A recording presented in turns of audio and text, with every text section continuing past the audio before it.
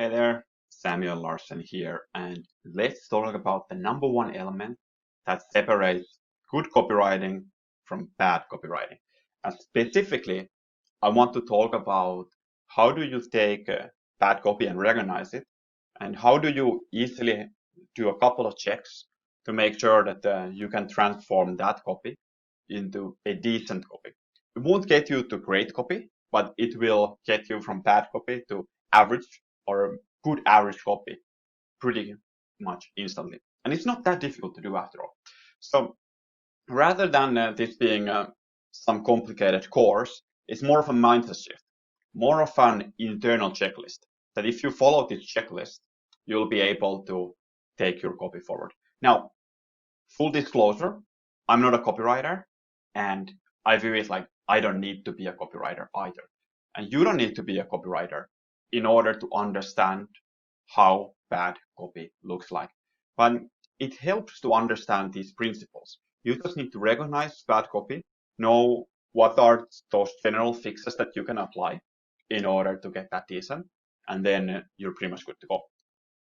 Just being able to recognize bad copy is a good step to have first, because it will tell you what to change. Now, there's different levels in copy. I view it like, okay, level 0, you don't have any copy, or it's full of grammar mistakes, etc. Level 1, you have copy that is full of superlatives. It's all about features. It's like just scratching the surface level and not customized to the audience in any level. It's not understanding the audience. So if instead of just writing factually, you actually empathize, you would be already a lot better off. So just understanding or even seeking to understand the person on the other end will help you a lot. There is a reason why copywriters, they dive so deep into the customer, and they try to think of all the reasons why these customers are buying in the first place. So they go deep into like their mindset, their emotional motivations, their situation, their pain points, the pleasure that they're seeking, etc. And then try to pinpoint those most important elements from that. But we could say, in generally, that the customer is actually not buying anything. They are merely going through the process of buying a product. So if you think of it this way, as a journey, you'd be much more successful in selling. So you are not just trying to make them have this logical discussion in their head and come up with doing that decision. The customer instead is more of a climbing a funnel, and the funnel is upside down, and you have to help them to the next step. So let's say they start from the home page sometimes, and they move to the category page, to the collections page, product page, cart page, etc. Maybe they abandon, come back from email, do a couple of different things like, okay, maybe go to the about us page, etc. This is all very copy related. It's a story, and if you can impact that story in a way like make it impactful, then you are already on a lot better of a place. But avoid this factual feature focused communication as much as possible. It is still shockingly common with marketers, and it's something that we naturally default to. So most advertisers, marketers, and sellers, they default and conform to product. So okay, this is the product, here benefits, features, etc. Then they tend to talk about this kind of like superlatives. Okay, like it's best because of yeah. It's not about the meaning. Or then they try to circumvent this with some kind of like price superiority or some promotional pricing. Some gimmicks like, okay, we have a timer on the product page. We don't need to worry about copy now. But this is a sign of a bad marketer, a bad copywriter. They are not good at it if they focus on these things. They haven't gone deep enough. So take a look at this image here. So you have Coca-Cola. They would never sell their product like this because they understand the implication of buying their product, and like to actually hook people in their product.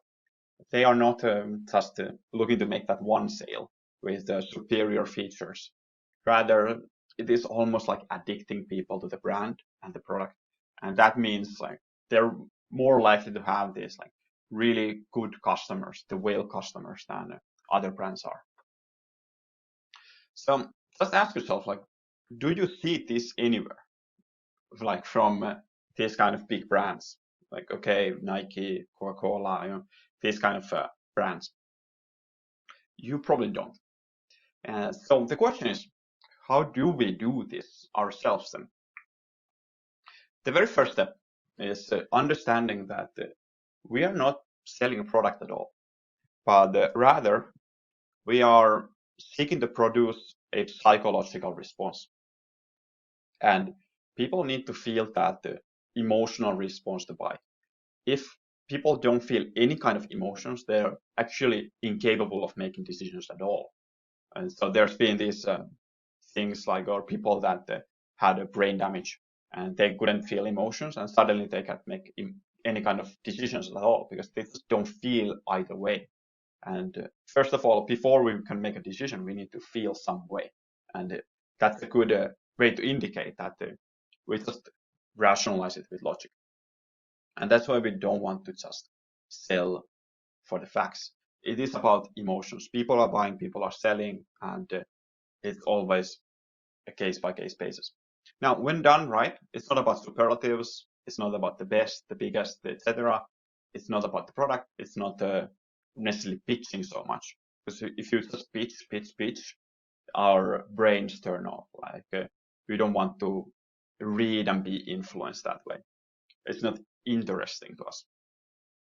Rather, it is mostly about feeling of the customer when his problems are getting solved, and that like distance between the starting point and the ending point. So stop treating it as a business decision. It's a personal decision, and it's done for psycho-emotional reasons.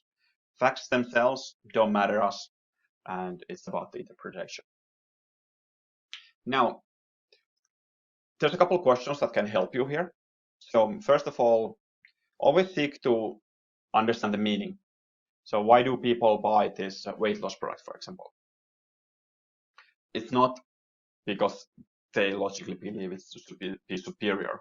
There's some kind of a deeper impact that can help them open up their wallets better and more generously, I should say. So what does it mean? What do these things mean? So first of all, like the meaning and the implication of that meaning. So, okay, I want to lose weight. Okay, that's step one, but why? Yeah, like even going deeper into that, like why and why and why will help you get there. And from there, you can then understand and better position that. We call it staying with the meaning, and it is very difficult because we have this tendency to revert back to the listing and the features and the easy thing. And it's a natural communication style for us. Like, okay, let's do it factually. Let's do it from our viewpoint instead of the others.